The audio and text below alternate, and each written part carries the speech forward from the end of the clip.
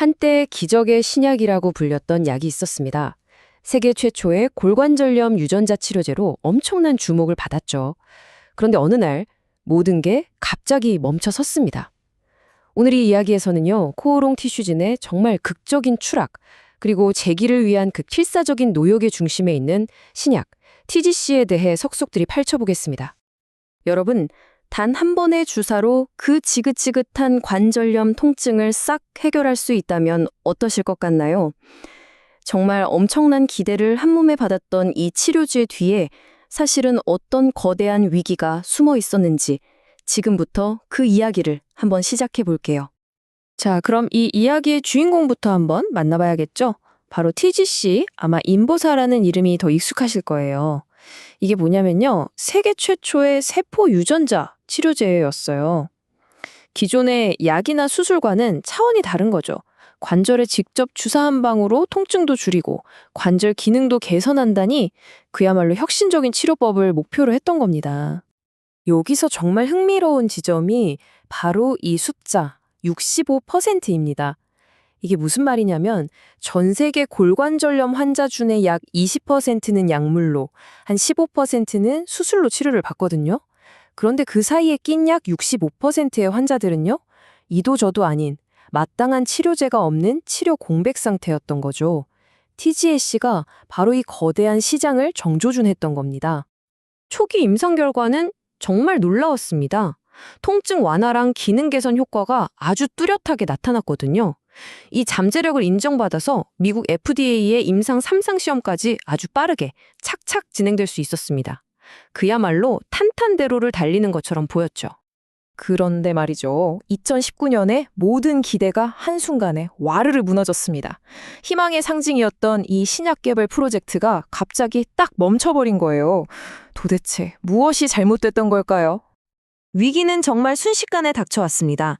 2018년 11월에 미국에서 환자 투약을 시작하면서 정점을 찍는 듯 하더니 불과 석 달 뒤에 회사가 스스로 투약을 중단해버립니다.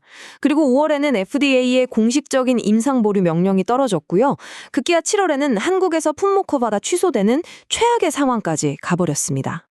이 모든 위기의 시작은 바로 세포기원 오류였습니다. 이게 무슨 말이냐면 약의 핵심 성분이 허가받았던 연골세포가 아니라 사실은 신장유래 세포였다는 정말 충격적인 사실이 밝혀진 거죠. 이건 약의 일관성이나 안전성에 대한 믿음을 그냥 뿌리부터 흔들어버리는 아주 심각한 문제였습니다. 그 여파는 실로 엄청났습니다. 한국에서는 바로 품목 허가가 취소되면서 시장에서 퇴출당했고요.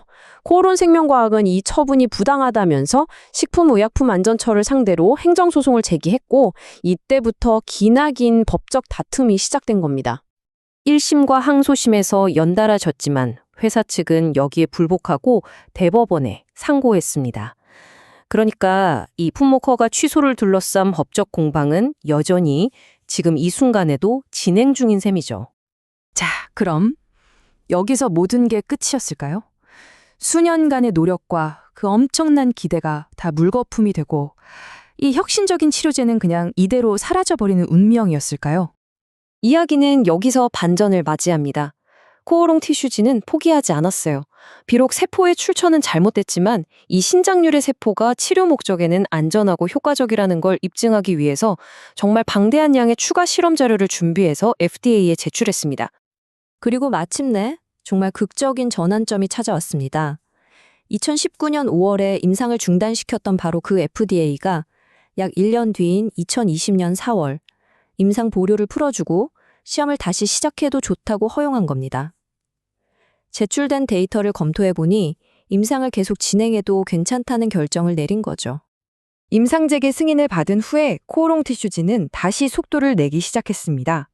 그리고 마침내 2024년 7월 목표했던 환자 수인 1,066명에 대한 투약을 전부 완료하는 데 성공합니다. 이건 신약 허가를 향한 길에서 정말 중요한 이정표였습니다. 그런데 여기서 한 가지 궁금증이 생기죠. 아시다시피 임상 3상은 정말 천문학적인 돈이 들어가잖아요. 지금 팔고 있는 제품이 하나도 없어서 매출이 0인 회사가 도대체 어떻게 이 막대한 자금을 조달할 수 있었을까요? 재무제표를 들여다보면 현실이 아주 명확하게 보입니다. 2025년 상반기를 보면요. TGGC가 속한 바이오 사업부 매출은 0원, 그런데 연구개발비로는 무려 541억 원을 썼습니다. 다른 유통사업에서 26억 원 매출이 나긴 했지만 이걸로는 감당할 수 없는 엄청난 적자 구조인 거죠. 말 그대로 회사의 모든 걸 건 도박이나 마찬가지입니다. 결국 회사는 살아남고 연구 개발을 계속하기 위해서 외부에서 자금을 끌어올 수밖에 없었습니다. 바로 제3자 배정 유상증자로 새로운 투자금을 유치하고 또 전환사채를 발행해서 자금을 확보하는 방식으로 이 막대한 비용을 계속 충당해 온 겁니다.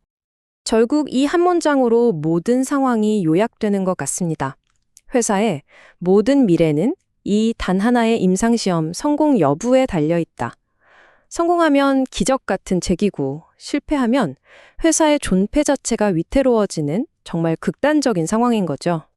물론 회사가 무릎 치료제에만 올인하는 건 아닙니다. 핵심 기술인 TGC를 활용해서 고관절, 골관절염이나 퇴행성 척추 디스크 질환으로도 치료 영역을 넓히려고 하고 있고요. 이미 각각 임상 2상과 1상을 FDA로부터 승인받은 상태입니다. 이제 시장 출시까지 남은 길은 꽤 명확합니다.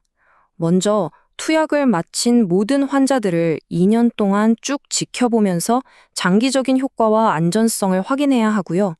그 다음에 그 모든 데이터를 종합적으로 분석하고 마지막으로 이 결과를 바탕으로 FDA에 품목 허가를 신청하는 과정이 남아 있습니다. 한때의 기적의 신약에서 하루아침에 논란의 중심으로 떨어졌던 TGGC, 그리고 정말 벼랑 끝에서 다시 시작된 이 고통스러운 재도전. 과연 코롱 티슈즈는 이 모든 관문을 넘어서 인류의 오랜 고통인 관절염을 정복하겠다는 그 최초의 약속을 지켜낼 수 있을까요? 그 결과는 앞으로 몇 년 안에 밝혀질 겁니다. 오늘 이야기가 마음에 드셨다면 좋아요와 구독 설정으로 저희에게 큰 힘이 되어주세요. 더 흥미로운 주제로 돌아올 다음 영상도 꼭 시청해주세요.